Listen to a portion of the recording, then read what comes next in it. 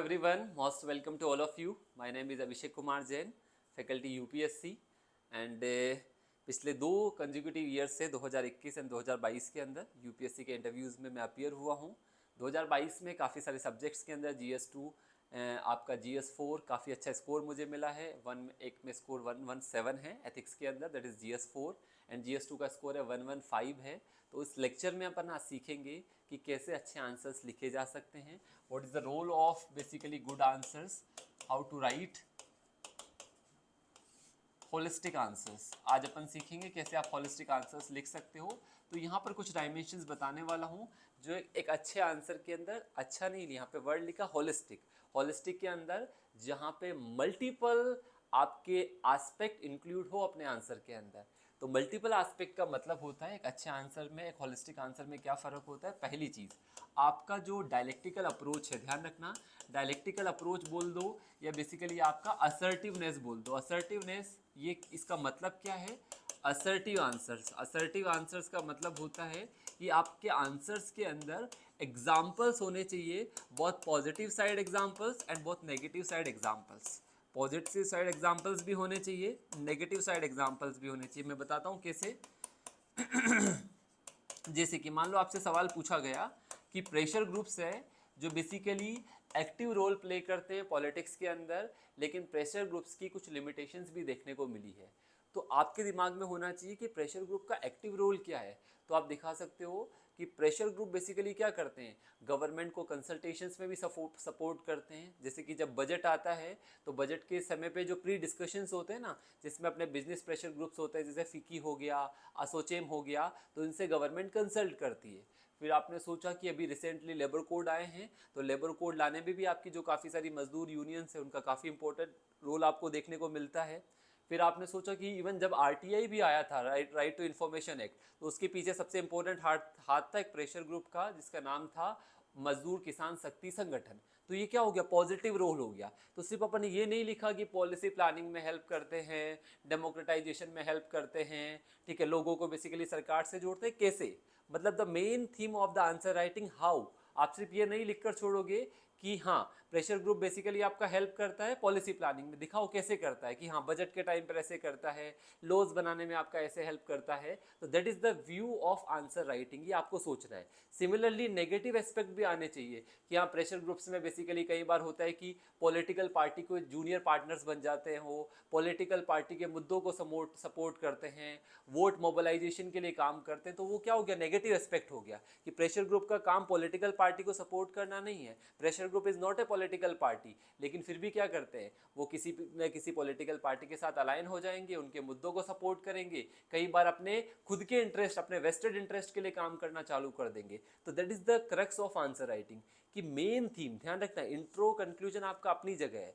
The आपका examiner demand करता है कि main theme of the answer क्या है। तो जो सबसे इंपॉर्टेंट पार्ट है आपका, that is the main theme of the answer, जिसपे मेरा फोकस रहता है। आपका इंट्रो, आपका कंक्लूजन अपनी जगह है, but main theme that is आपका डिमांड। आपका सबसे पहला काम है, you have to address the demand. Demand आपकी एड्रेस होनी ही होनी चाहिए। हम क्या करते हैं, डिमांड एड्रेस नहीं करते, बाकी सब कुछ लिख देते हैं, ठीक है, हमने इंट्रो अच्छे से बना दिया, कंक्लूजन, बट मार्क्स तो पहले तो डिमांड के है ना, जो उसने पूछा है उसको असर्टिव वे में रिप्रेजेंट करना है, उसमें डायलेक्टिकल दिखाना है, कि डिबेट दिखानी है कि हाँ इसका पॉजिटिव ऐसा होगा, इसका नेगेटिव ऐसा होगा। जो वर्ड आप देखते हो, क्रिटिकली एनालाइज, क्रिटिकली एनालाइज का मतलब ही होता है कि आपको उसके positive as well as negative aspect को आपको इंश्योर करना है। मान लो आ जाए इलस्ट्रेट, इलस्ट्रेट का मतलब एग्जाम्पल आने चाहिए, इलस्ट्रेशन का मतलब you have to give the examples of your answer, ठीक है। इसका मैं आपको एक अलग वीडियो भी बना दूंगा कि जितने भी कीवर्ड आते हैं ना, कि इलस्ट्रेशन का मतलब क्या है, डिस्कस का मतलब क्या है, क्रिटिकली एनालाइज का मतलब क्या है, ताकि आपको समझ आ जाए कि किस में हमें क्या लिखना है। तो that is the main crux of answer writing which you have to follow. उसके बाद बेसिकली पार्ट आ जाता है जो साइड पार्ट है आपका। साइड पार्ट के अंदर बेसिकली जो अपन बात करते हैं ना, चाहे बेसिकली आपका इंट्रोडक्शन हो, आपका बेसिकली कंक्लूजन हो, तो ये पता है ये पार्ट कैसा होता है।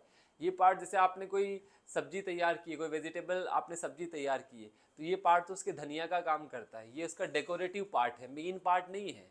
अब अपन क्या करते हैं, उसकी मेन रेसिपी को ही बिगाड़ देते हैं। तो जब सब्जी को सिर्फ आपका धनिया थोड़ी बेसिकली उसको स्वादिष्ट बना पाएगा, तो बेसिकली ये पार्ट है बेसिकली आपका धनिया, तो ये भी जरूरी है, ध्यान रखना मेन थीम के साथ साथ उसको और भी आपको, क्योंकि आपको कितने मार्क्स चाहिए 10 में से 5.5-6 नंबर लेने एग्जामिनर से, तो ये पार्ट भी एक इंपॉर्टेंट है। आपको ध्यान रखना इंट्रोडक्शन के अंदर जो भी क्वेश्चन पूछा है, जैसे मान लो प्रेशर ग्रुप्स को पूछा है क्वेश्चन, तो आपको प्रेशर ग्रुप के डेफिनेशन से स्टार्ट करना है कि प्रेशर ग्रुप्स क्या है, एक इनफॉर्मल ऑर्गेनाइजेशन है जो वर्क करते हैं as a link between government and people, जो बेसिकली क्या करते हैं, गवर्नमेंट पे प्रेशर एक्सर्ट करते हैं ताकि बेसिकली वो क्या कर सके, लोगों के वेलफेयर के लिए ज़्यादा से ज़्यादा पॉलिसी बना सके। तो यहाँ पर बेसिकली इंट्रोडक्शन पार्ट है, यहाँ पर आप डेफिनेशन, कोई डेटा, इनसे आप स्टार्ट कर सकते हैं। यहाँ पर अलग अलग तरीके से स्टार्ट किया जा सकता है। कंक्लूजन का मतलब पता है क्या होता है, कंक्लूजन का मतलब होता है उसकी सिग्निफिकेंस आपको दिखानी है कि प्रेशर ग्रुप की क्या सिग्निफिकेंस है। तो यहाँ पर आप दिखाओ कि प्रेशर ग्रुप क्या करते हैं, सिटीजन सेंट्रिक गवर्नेंस को प्रमोट करते हैं। प्रेशर ग्रुप क्या करते हैं, वल्नरेबल लोगों की वॉइस को पहुंचाते हैं, वॉइस देते हैं टू द वॉइसलेस पीपल को। प्रेशर ग्रुप क्या कर सकते हैं, प्रेशर ग्रुप डेलिबरेटिव डेमोक्रेसी को प्रमोट करते हैं। तो कंक्लूजन का मतलब होता है आपकी significance, you have to give the significance of the जो भी उन्होंने क्वेश्चन पूछा है। तो that is the major in part में आप लिखते हो तो सब्जी में धनिया भी जरूरी है, उसकी मेन रेसिपी भी जरूरी है, बट जो आपका मेन फोकस होना चाहिए उसका मेन रेसिपी। ये पार्ट तो बेसिकली आप सीख जाओगे, बट मेन रेसिपी अपन को इग्नोर नहीं करनी, उसकी डिमांड को एड्रेस करना है। आंसर राइटिंग का सबसे बड़ा क्रक्स है, जो एग्जामिनर ने पूछा है उसकी डिमांड प्रॉपरली एड्रेस होनी चाहिए। डिमांड अपन अगर अच्छे से एड्रेस करेंगे तो उसके बाद बेसिकली आपको मार्क्स लाने से कोई नहीं रोक सकता। तो ये जनरल कुछ फंडेज मैंने आपको बताया आंसर राइटिंग के अंदर। असर्टिव आंसर होने चाहिए, डिमांड्स एड्रेस होनी चाहिए, मेन थीम पे ज़्यादा फोकस होना चाहिए। उसके अलावा आपको आपका जो सप्लीमेंट्री पार्ट है उस पर भी आपको फोकस करना है। इसके according basically you have to give the answer. चलिए, थैंक यू।